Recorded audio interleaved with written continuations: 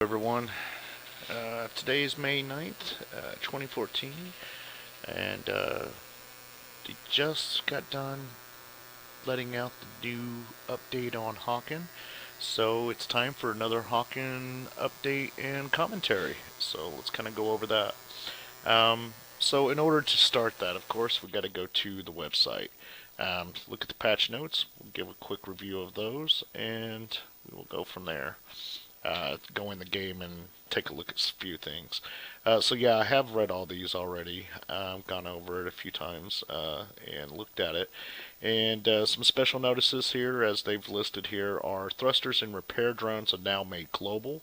Last week in the last update, as we said, that they did make the camo global for everybody. So this week they did the same thing for the thrusters and repair drones. So if you bought one already for a certain Mac, now it's available for all of them. So that's a really cool adjustment there. They've also allowed the 24 Mayhem servers to come back again in some regions. I haven't played that previously, so I hope it's available here. I haven't really got to look at that part yet. They've also added the exploration mode, which we will go over in this, but there's a new single player feature under the play tab, and it allows you to basically go out and explore the maps now. So for new players, this is a huge plus. I know it was really hard for me time and time again having to play over and over just to learn these maps. But now you can actually just go wandering through by yourself. And something controversial that's added to that, and I say it's controversial because now they're going to show that they have the ability for third person. It doesn't really sit well with a lot of people on the forums uh, because it's a first person shooter. So people complaining about third person is really kind of not having the third person capabilities has really brought up some controversies in the forums, and I think this will actually go with that as well. But during the exploration mode on those new single player maps, you will be able to hit tab and view it from a third person perspective. So it's kind of cool. I know I personally like third person better, but it does give an advantage, and that's kind of the argument there that you don't get from first person shooter. So um, if made available, everybody would probably use it just because it allows you to see behind you a lot better than the first person perspective. So uh, another new feature here on the game, though, on this update, is that the Technician Prestige weapon has finally been revealed and added to the game. The PN223 is what the weapon is called, and it is good for close to medium range. And it fires in 3 round burst. I believe its range is 20 on that, so it's 4 times the amount of your heat torch. So if you measure that out, you can actually check those out to know what your distance is. I believe it's actually shorter than the other two weapons that you previously already have. And then you have your weapon statistics, which is damage of 14, but its minimum is 7. Its heat per shot is 1.25, and its rate of fire is 0.5 seconds. We'll kind of look and see what that does to the damage and the heat on the in-game stats, and kind of take a look at that compared to the other two weapons as well when we get in there. The abilities has been changed on the G2 Blitz, which was released last week on the G2 Raider. It's a level 6 Raider in order to get the G2 Raider, so you have to get your Raider up to level 6 prior to being able to purchase this. But its ability is the G2 Blitz, and basically that allows you to fire while running to chase down those those enemies that have like just a little bit left, and you know they're going to go around the corner and try to recover real quick. You can actually chase them down firing while you're doing that, while they're running and you're right behind them. So that's the G2 Blitz is what it's allowed to do. Is also allowed to, it makes it so that your projectiles burst with a higher area of effect damage rating on there. So it explodes further out than it used to, and while you're allowed to run. So two things have been changed to that ability since they've released it last week. The first one is that it's actually a good thing. They decreased the fuel consumption per second from 38.5 liters per second to 25 liters per second. So you'll be able to run further, basically. Um, or without using so much fuel while you're using this ability. However, they have increased the cooldown time from 10 seconds to 25 seconds, so you're not going to be able to spam it quite as quickly now that you were as you were in the previous setup the way they released it last week. So that's the ability change there. That's the only thing they've made any changes to. Customizations, they have added new pilot emblems, as you can see here, all six of them. Kind of cool. They've also added a new repair drone, which again is available for all mechs now. So if you buy it for one, they're available for all. And this one is the bomber. So we'll take a look at that when we get in there. New camouflages are these. Very detailed, very cool. Actually, I went looking. I went to look through them, and yeah, these are very cool. I actually purchased this one, but better than the plain Jane that they've got on there previously, which is like kind of look like this. These are very more detailed, so that's kind of cool.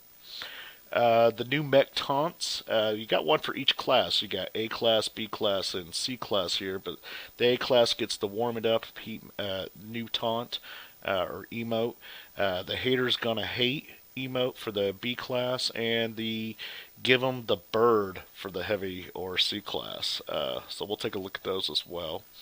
General improvements overall, though, they've added an option to add a filter so you can get rid of the empty servers on a server browser. They did also introduce the central test servers last update or last week, and because of it's not widely used, there is a lot of empty servers on there. So now you can kind of filter that out and not have to look at those. Just see the ones that actually are active. Um, so another change that they've made was the AI and co-op team deathmatch have learned some new things to say. So I haven't really checked that out too much. Don't play co-op so much, so haven't checked that out. But I guess the AI can say a few things now, or a few new things, anyways. The AI have also received some new names in the co-op team deathmatch and the co-op bot destruction, the offline team deathmatch, and the offline bot destruction. So those are the some of those single and co-op play selections there that they've actually received new AI names. So you'll be able to see something other than Bruiser or something like that AI. The new admin commands have been added for the private servers, so you'll have some new features there that you'll be allowed when you create a new private server. Another thing on the private servers is that they fixed a few bugs. They said. Now I didn't realize this was actually a bug. I thought it was something that was meant to be set that way, but as you can see, it's under bugs fixes. So I don't know. Maybe it wasn't happening to everybody, but there are no longer MMR restrictions when you're joining a private server. So um, somebody with a 1700 MMR can actually play with somebody in their group that has a 22 MMR. So there's no more restrictions on that. Another bug they said they fixed is the admin logout wasn't working, so now it's working. They've also cleaned up some messaging when the admin commands switch from the co-op to a versus game. So the admin commands are going to be changed here since there's new admins. Unlocking the M1 Desert Flat camo. Last week they did allow the camo to be used by everybody. Those are the ones that you purchase and things of that nature. The M1 Desert Flat is actually the elite camo that is available on mechs when you reach level 6 with them. So it wasn't intended to be released so that each mech could use those. Those are only available for the mechs that have reached that level 6 rating. So they fixed that. Again, they just released the camos last week to be universal. So they found that they were able to get that fixed real quick. They also fixed a bug in the VR training where invisible projectile collision actually hindered the progression during their test drone training portion. So that won't hinder you anymore. I've never experienced this one, so or this next one, where a fourth progression card is no longer blank when you sign in with a new account for the first time. Um, I've never experienced that because I've never signed in with a new account. I've always used the one, so I guess there was a bug in that reference. And then also there was another bug where players would spawn in the air on the frontline map near the S1. So now you won't spawn in the air anymore. I guess hopefully you'll be on the ground. And then they also found another. I guess it's just it didn't seem to me like it was a bug, but I guess it wasn't being shown to everybody. But incompatible warning when you set your items and your internals. Say, for example, you pick a repair charge, and we'll look at this real quick, but in the game. But when you set a repair charge to or advanced repair charge, you can't have an advanced repair or a basic repair as well. So you can't have duplicate items of the same thing. You can't have a turret, a turret two, and with the turret one, you get to add more turrets to your items. It's either or. You have to pick one or the other. So that's the notes there. Now let's go in the game and take a look and see what we got in here and kind of go over some of that stuff there.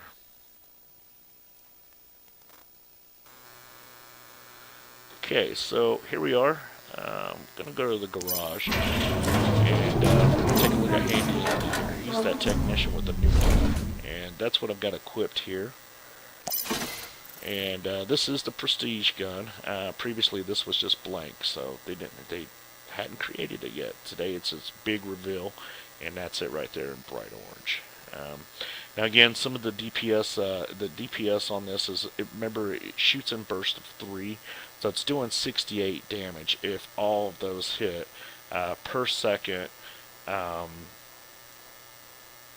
on each shot. So as many shots of rapid fire that you can do within 1 second. This is how much damage if all projectiles hit, all 3 rounds hit on your enemy's target. So you're getting a damage of 68 here compared to the 57 on the primary, which I usually use, or the 71 on the alternate.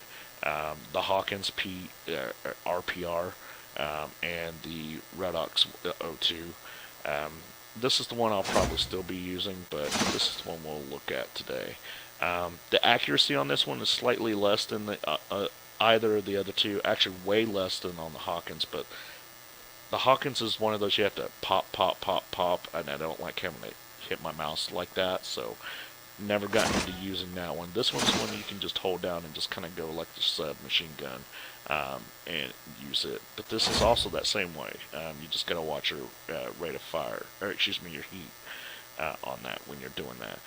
Speaking of heat, on this one you got a 43, but now you got a lower heat rate, so this will actually work out a little bit better, I think. I'm probably going to end up using this thing. I've played around with it a lot, and or excuse me, not a lot, but played around with it for a little bit, and it does pretty good. It's really easy to control that heat after you've been using that torch, which takes up so much. You'll actually be able to use these two together a little bit and not heat up nearly as quickly as you were. So that's kind of a cool thing there. Its effective range is at 20, so it's 4 times the amount of the torch that you're getting. People are able to really see how far 5 units is in this game when it's talking about 5 by looking at the heat torch here and watching a player walk away from you. So you've got between that player and you at 5 range before that torch stops. And once that stops, so you're at that 5 mark, and then you can measure out 4 times that range to find out what your range is on the new prestige weapon at the PN223. So you'll be able to check that out. The accuracy on this is 52. That again is within that range. So once you get past that range, your accuracy isn't going to be on there. Compared to the accuracy of the 89 on the Hawkins and the 60 of the Redox. 52 to 60 really isn't that much of a change. So if you've already been like me and already been using the Redox O2, this actually shouldn't be too much of a problem here, and you should still be able to land your shots fairly good, fairly easily. Rate of fire is 55 compared to the rate of fire of 29. I don't know if that's including like all 3 bursts in one and then boom the next, but it seemed like it had a pretty decent rate of fire to me. It's pop, pop, pop, pop, pop, pop. So it's pretty decent. I liked it. It worked out pretty well for me when I was looking at it. And we'll kind of show that over on the exploration maps once we get to that part. But before we do that, I also want to talk about the other change here where they were talking about the bug. You can't put a repair kit 3 or an advanced repair kit with a basic repair kit. Well, I don't know if I bought that one or not. This. Now see, it takes 2 slots on this one. But if I was to buy it, I wouldn't be able to equip it. So, in my opinion, since this is equipped, and I have a slot here for 2, and I'm going to look at it for buy. Oh, there it is. There's your equipment incompatible notice there. So, because I have that one there, it's not saying that I can't buy this. Basically, it's saying I have to unequip the other item in order to make this one work. So that's a good example right there. The advanced repair kit cannot be used with the regular repair kit. You can't get 15% plus the 25% we're already getting from the advanced. So you can't double up. I know a lot of people would love to do that, but no, you can't do that. So we'll just go ahead and throw our extraction on there. In the same way with the items, the items and the internals. So you can't use a repair kit, a repair charge 2 with a repair charge 1. So same thing there. Alright, so now for the beauty marks. We'll go into a bigger mech to show these off, but this is one of the new camos here. And I went ahead and bought this one. I liked it. Now let's go ahead and take a look at some of the others here now. Alright, so that's one of the new ones. Here's another. These camos are kind of cool, I thought. This is the new one also. And here's another one here. I mean, these things are actually pretty cool. They've got a lot more detail than the ones that previously were on here, I think. These are some of the new ones that were released last week here. These should actually have the new icon on them as opposed to these, or at least all of them. But yeah, so that's those. And, okay, so that's the camos there. Now let's take a look. There was a new drone introduced this week, and that is the Bombing Hills here, I believe. Yeah. Remember, if you buy this for 1, excuse me. Now remember, if you buy this for 1, you actually buy it for all. So it is universal, and I don't know if during the game it actually goes just that once, or if it's going to continuously go bomb into you. Another one's going to pop up and bomb down into you until you're done healing, or if it's just going to do it once and you just sit there. I don't know. So we'll have to see how wait to see if that one reveals itself a little bit later. But that is the new drone. That's the new drone there. So that's kind of cool. And again, it's universal now. Something else that's universal are these thrusters here. I haven't bought any, but now I'm more tempted to, since it's not just for this one mech. It actually is universal and can be used on all of them. So buy any one of these now, and it's good for all. New emotes. Alright, so this is the new C-Class emote. They got the new Give 'em the Bird emote, and this is what it looks like.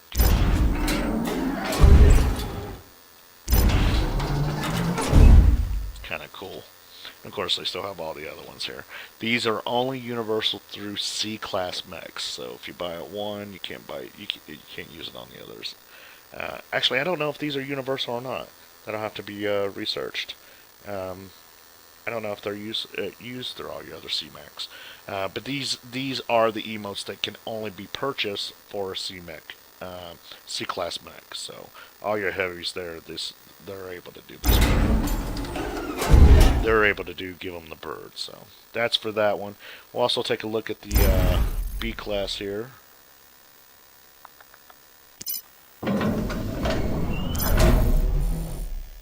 Wrong one. They also got a new emote here. Theirs is Haters Are Gonna Hate. So we'll take a look at that one.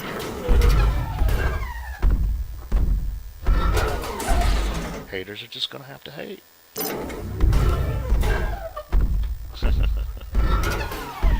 Yeah, I kind of think those are funny there. Alright, and then there's the A class. We've got a new mode as well. Take a look at that one real quick.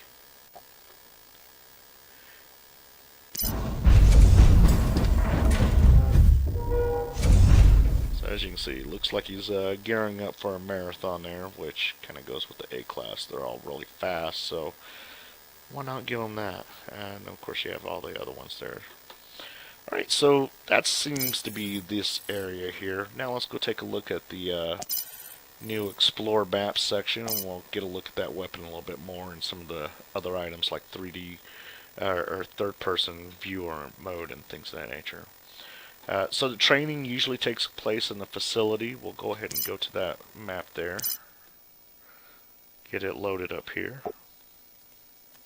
Okay, we're going to take a look at the technician's new weapon here.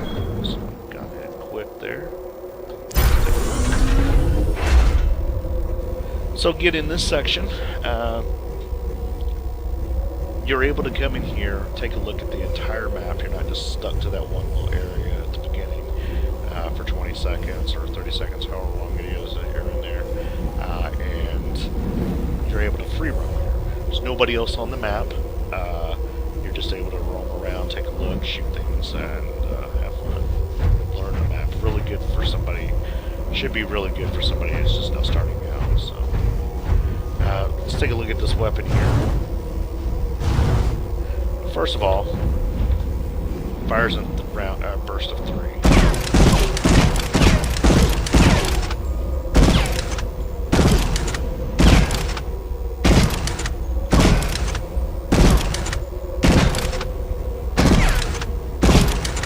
Now, if you notice when I'm firing in those spots there are kind of proved, they don't always hit in the same spots. Like it's a random spray.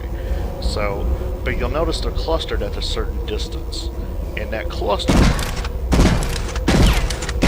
is really what affects your range. Now, if I come out a little bit more,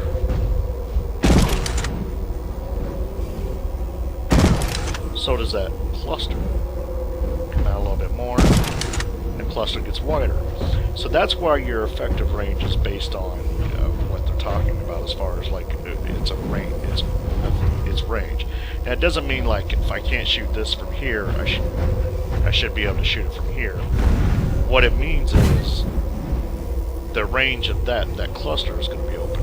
So you have more of a chance if you were just barely hitting it than if you were to hit it completely with all 3. There, all 3 hit. There, all 3 hit, most likely.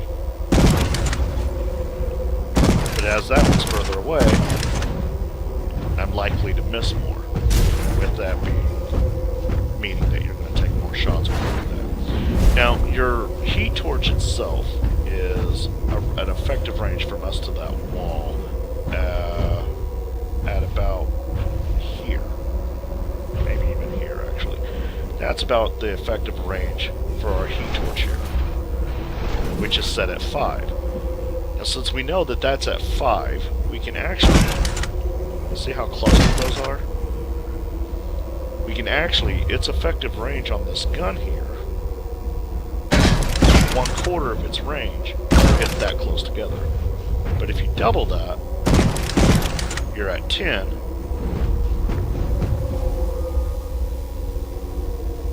Just keep going back until you get to what's called its range. Now we can't see it from here, but what these marks are making, that's about its maximum range right there. Now remember, it's closer, it's better than when it's further away. So don't go chasing down, if you use this weapon, don't go chasing down enemies as they start to get away from you. Expect that you won't get all your shots in here and still have the same DPS as you were when you were closer. So that's the... Alright, so exploration mode. Now in the training mode, when you come to this map, this area here is actually closed off. In the new exploration map, you're able to come in here and take a look at the actual map as you would be playing it against other players. So you're able to just walk around here, shoot a few things up, die, and things of that nature. So you can do the whole thing. You can find out these little walkways through here and what it means to run up here as opposed to running down here. And you can get familiar with these maps. And if you're new to the game, I really encourage this. One of the hardest things for me to do was to where all these little crevices and things of that nature are on the maps. And this is a perfect way to be able to come in here and take a look and just roam around and get a good feeling as to where all your hiding spots will be. Like in here. Is this really a good place to...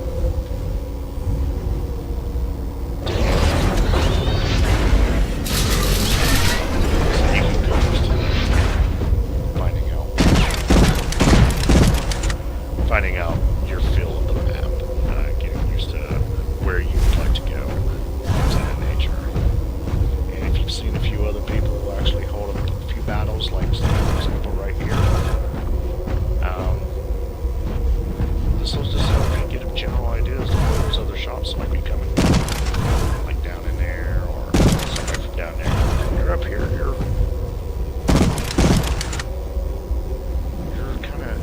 on top, you've got a better advantage, but yeah, everybody can shoot at you as well. So one of those things to kind of get used to as you're up here.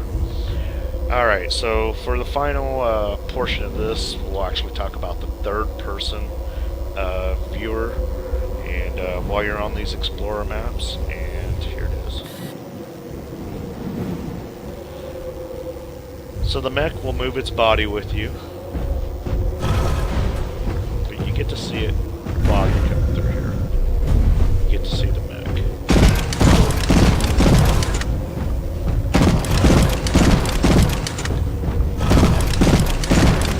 It would definitely take some getting used to if you were to try to play this game.